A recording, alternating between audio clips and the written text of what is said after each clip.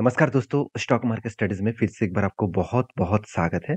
तो आज मैं फिर से आपके सामने कुछ इम्पोर्टेंस कंपनी के अपडेट शेयर करने वाला हूँ। तो वीडियो को पूरा लास्ट तक देखिएगा और अभी तक अपने चैनल को सब्सक्राइब नहीं किया तो ज़रूर कर लीजिएगा। कंटिन्यूअसली इन्फॉर्मेशन और अपडेट्स पाने के लिए चैनल के ऊपर बने रहिएगा। तो चलो देख लेते हैं कौन-सा कंपनी है इस वीडियो के अंदर। फर्स्ट जो कंपनी है जिसके बारे में चर्चा करूँ, उसका नाम है जुबिलेंट फूडवर्क।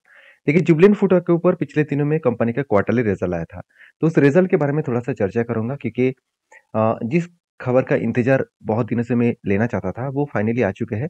तो कंपनी के रिजल्ट किस तरीके से हुआ, सबसे पहले वो देख लीजिए। पिछले दिसंबर क्वार्टर में कंपनी का 1332 करोड़ के आसपास सेल्स हुआ था। इस बार कंपनी का 1380 करोड़ के आसपास सेल देखने को मिला। तो कंपनी के एक्सपेंस को कंपनी कंट्रोल में रखे और जिस बेसिस में कंपनी का नेट प्रॉफिट देखिए, कंपनी का नेट प्रॉफिट यहाँ पे कम हो चुके हैं। तो एक्सपेंस ठीक था, कंपनी का सेल्स भी ज़्यादा था, तो फिर भी कंपनी का प्रॉफिट मार्जिन कम क्यों हो गया? क्योंकि देखिए, कंपनी का प्रॉफिट मार्जिन कम होने के पीछे एक रीज़न जो है, कंपनी का देखिए एक्सपेंस जो है, वो पिछली बार जो एक्सपेंस था, इस बार एक्सपेंस थोड़ा-सा ज़्यादा हो गया। उसके साथ-साथ ऑपरेटिंग प्रॉफिट मार्जिन भी कम कम हो गया और आधा से इनकम पिछले सालों की तुलना से इस बार ज़्यादा हुआ। ठीक है, चलो कोई बात नहीं। इंटरेस्ट इस बार ज़्यादा पेमेंट करना पड़ा। डेप्रिसिएशन भी बहुत ज़्यादा है। तो इस कुछ कारण के वजह से कंपनी का जो नेट प्रॉफिट है, वो कम होता देखने को मिले और यही कंपनी के लिए एक प्रेशराइज़ देखने को मिलेगा। क्योंकि मैं जुबिलेंट फूड के ऊपर मैं पहले भी बोल चुका हूँ, कंपनी पहले बहुत शानदार सेल्स और प्रॉफिट ग्रोथ को मेंटेन कर रहा था। फाइनली कंपनी लगातार प्रॉफिट ग्रोथ जो है, वो धीरे-धीरे करके कम होता देखने को मिले। तो एक कंपनी के लिए एक प्रेशराइज़ बनता हुआ देखने को मिला है, जो कंपनी के लिए एक बहुत बड़ा प्रेशर क्रिएट करेगा। तो बाकी एज़ ए इन्वेस्टर इस कंपनी के ऊपर फिर भी इस कंपनी के ऊपर होल्डिंग कंटिन्यू करने के लिए तैयार है। जैसे इंस्टीट्यूशन एफएस ने क्या किया 25% का होल्डिंग था वो बढ़ के हो चुके 27%। डीएस के पास 19% का होल्डिंग था वो बढ़ के हो चुके 21 22%। तो कंपनी के पब्लिक के पास भी होल्डिंग है और अदर्स के पास भी होल्डिंग्स देखने को मिलेगा। तो अगर सबसे ज़्यादा इंस्टीट्यूशन के पास होल्डिंग है, तो क्या इस कंपनी में खासियत नहीं है? बिल्कुल है। तो जो लोग सोच रहे हैं इस कंपनी लगातार गिरते चले जा रहे हैं तो कंपनी खत्म हो जाएगा, ऐसे बिल्कुल नहीं। कंपनी का मैं एक चीज़ आपको बता दूँ कंपनी का जो बिज़नेस है, वो पिज़्ज़ा आप सभी जानते हैं डोमिनोज़ इसी के ब्रांड का पिज़्ज़ा है। 72% कंपनी पिज़्ज़ा के ऊपर ही रेवेन्यू जनरेट करते हैं। उसके साथ-साथ बेवरेजेस प्रोडक्ट के ऊपर 3.2% और अदर्स के ऊपर 23.8%। तो कंपनी का जो अलग-अलग बिज़नेस है उसमें इंडिया से ही पूरा का पूरा कंपनी का रेवेन्यू जनरेट हो रहा है, जो 98.53% और रेस्ट ऑफ वर्ल्ड से कंपनी 1.5% के आसपास। तो एक अलग लेवल का कंपनी का जो बिज़नेस है, वो यहाँ पे देखने को मिले। तो बाकी इस कंपनी के ऊपर आपके क्या ओपिनियन है, ज़रूर मुझे कमेंट्स करके बताना। क्योंकि इस कंपनी की जो ग्रोथ है, वो शानदार तरीके से आपको देखने को अभी फ़िलहाल के लिए ना मिले, फ्यूचर में आपको अच्छा खासा ग्रोथ दिखेगा। और फाइनली इसके ऊपर एक पैटर्न्स भी क्रिएट हुआ था टेक्निकली, जिसके ऊपर मैं खुद एंट्री ले चुका हूँ। यहाँ पे एक कप बना, उसके बाद एक 2 बार हैंडल पैटर्न क्रिएट बना। तो कप बनने के बाद 2 बार हैंडल पैटर्न यहाँ पे क्रिएट हुआ और फाइनली क्या हुआ, इसके बाद यहाँ पे ब्रेकआउट हुआ और ब्रेकआउट कन्फर्मेशन भी हो गया।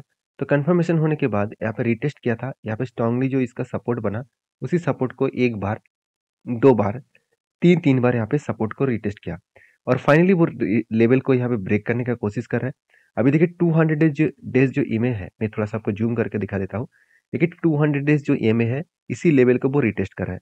तो इस लेवल के अगर नीचे ना जा पाए तो फिर से वो रिवर्स कर सकते हैं। तो रिवर्स अगर ना करे, तो नीचे भी आने का चांसेस भी रहेगा। अभी देखिए रिज़ल्ट आ चुके हैं, रिज़ल्ट पिछले दिन में आया है, तो अभी देखना है मार्केट किस तरीके से रिएक्ट करता है। उस बेसिस में कंपनी के ऊपर सिचुएशन बनेगा। तो मैं इस कंपनी के ऊपर बुलिश हूँ। मैं जो टारगेट लेके चलूँगा, मेरा जो खुद का जो टारगेट है, वो ₹620 मेरा टारगेट है। मैं इस टारगेट को फ़ॉलो करके चल रहा हूँ। तो प्लीज़ इसको आप मत फ़ॉलो करिए क्योंकि आप आपके हिसाब से काम करिए।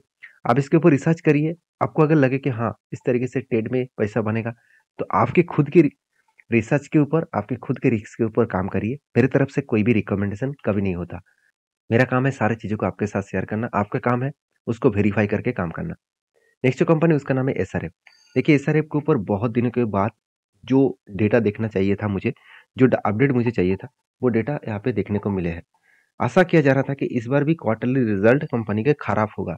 तो कितना खराब हुआ? चलो वो दिखा देता हूँ। पिछले साल में 3,470 करोड़ के आसपास कंपनी का सेल्स देखने को मिला था। इस बार वो और भी कम हो चुके हैं, 3,050 करोड़ के आसपास। तो कंपनी का एक्सपेंस कंपनी कंट्रोल में रखे जिसके कारण कंपनी का ऑपरेटिंग प्रॉफिट मार्जिन अ, उतना ज़्यादा ग्रोथ नहीं हुआ क्योंकि कंपनी का सेल्स ही कम हुआ था, तो ऑपरेटिंग प्रॉफिट मार्जिन कहाँ से ग्रोथ होगा?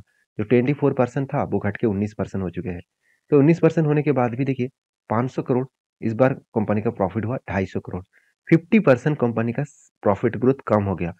तो इसलिए कंपनी के ऊपर एक बिग प्रेशराइज बना, मगर हुआ कुछ उल्टा। रिजल्ट आने के बाद भी देखिए कंपनी के ऊपर एक धमाका परफॉर्मेंस हुआ। अभी क्वेश्चन यहाँ पे ये आ रहा है कि कंपनी का रिजल्ट खराब हुआ, 50% कंपनी का प्रॉफिट मतलब कम होता देखने को मिले, तो कंपनी के ऊपर धमाका क्यों हो रहा है?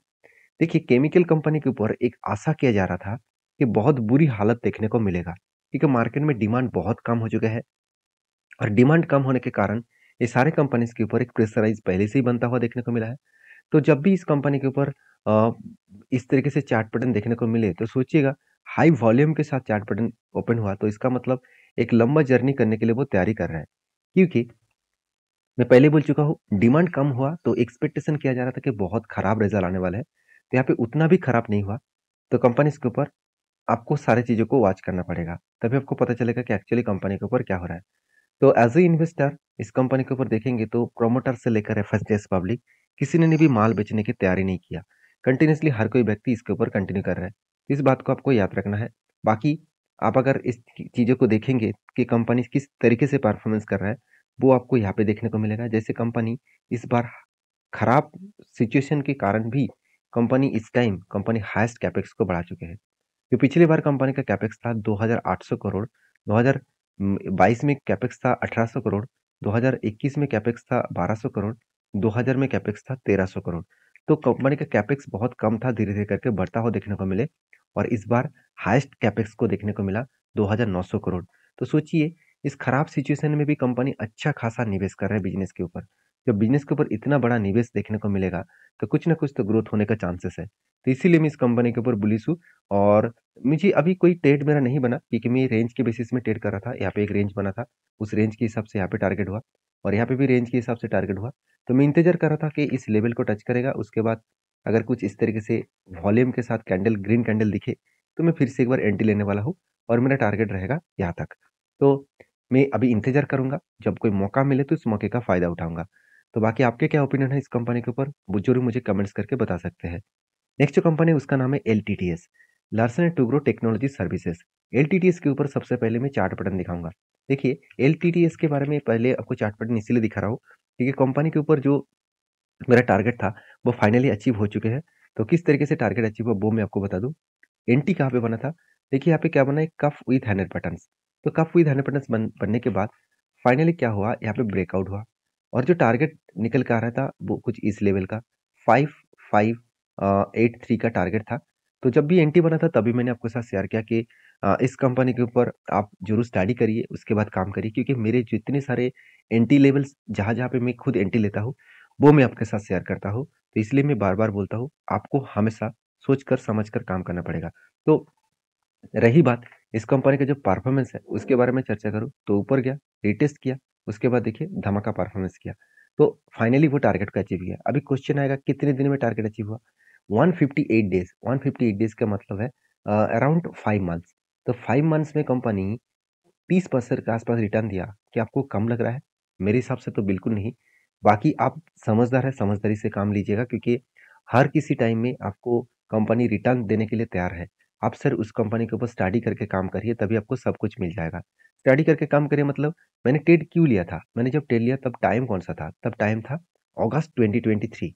चलो एक बार मैं आपको दिखा भी देता हूँ कंपनी का क्वार्टरली रिजल्ट। देखिए अगस्त मंथ मतलब जो अगस्त मंथ चल रहा है उसके बाद सितंबर का क्वार्टर आया था, और जुलाई के बाद सितंबर का क्वार्टर था। तो जुलाई मंथ में देखिए सेल्स जितना हुआ था, अक्टूबर में उससे भी ज़्यादा सेल्स हुआ। और एक्सपेंस को कंपनी कंट्रोल में रखे। उसके बाद जुलाई और अगस्त में, मतलब जुलाई और सितंबर क्वार्टर में जिसके अंदर अगस्त मंथ पड़ा था, उस टाइम में कंपनी का क्या हुआ, प्रॉफिट ग्रोथ बढ़ चुके थे। और इस बार भी कंपनी का हाईएस्ट प्रॉफिट ग्रोथ देखने को मिला। इसका मतलब कंपनी कंटिन्यूसली खुद के प्रॉफिट ग्रोथ को बढ़ाते चले जा रहे थे। उस टाइम और एक चीज मुझे अच्छा लगा, जो जो मतलब कंपनी के सितंबर क्वार्टर का रिजल्ट दिखा दूं, तो कंपनी के देखिए सितंबर मंथ में कंपनी खुद के बिजनेस के ऊपर सबसे ज्यादा हाईएस्ट इन्वेस्टमेंट किया था। जब खुद के बिजनेस के ऊपर इतना ज्यादा इन्वेस्टमेंट होता हुआ देखने को मिले, तो सोचना इस कंपनी के ऊपर एक बड़ा धमाका होने का चांसेस है। बाकी इस कंपनी के ऊपर आपके क्या ओपिनियन है, ज़रूर मुझे कमेंट करके बता सकते हैं, क्योंकि कंपनी का जो ग्रोथ है, अगर वो मैं आपके साथ एक बार शेयर करूँ, तो आपको पता चलेगा कि एक्चुअली कंपनी किस तरीके से ग्रोथ कर रहा है। देखिए, कंपनी का आरओई 20% के ऊपर है, आरओसी वो भी 30% के ऊपर है, प्रॉफिट मार्जिन 14% के ऊपर है और डेप्थ एकदम ज़ीरो है। तो जब इतना पॉइंट्स कंपनी के पॉजिटिव है, तो क्या उस कंपनी बेकार कहेंगे? बिल्कुल नहीं। कंपनी एक लार्ज कैप टाइप कंपनी है, तो उस बेसिस पे कंपनी के ऊपर स्टडी करना, उसके बाद काम करना।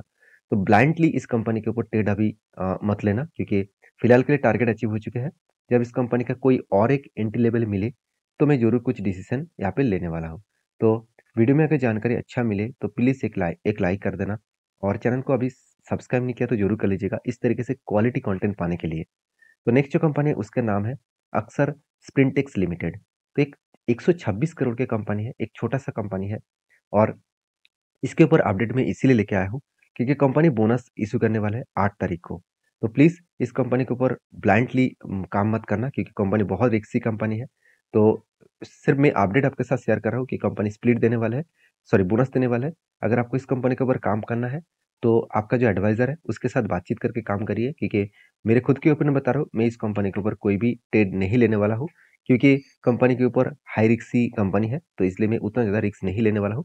तो जो लोग रिस्की प्लेयर नहीं है, तो प्लीज़ इस तरीके से कंपनी से दूर रहिए। तो बोनस दे रहा है, इसी के चक्कर में बाय आप ना करें, तो इसलिए मैं इस कंपनी के अपडेट में आपके साथ शेयर किया। तो वीडियो में अगर जानकारी अच्छा मिले तो प्लीज़ लाइक करना, दोस्तों के साथ भी शेयर करना और इसी तरीके से वीडियो पाने के लिए चैनल को सब्सक्राइब करना। मिलते हैं नेक्स्ट वीडियो में, तब तक के लिए धन्यवाद।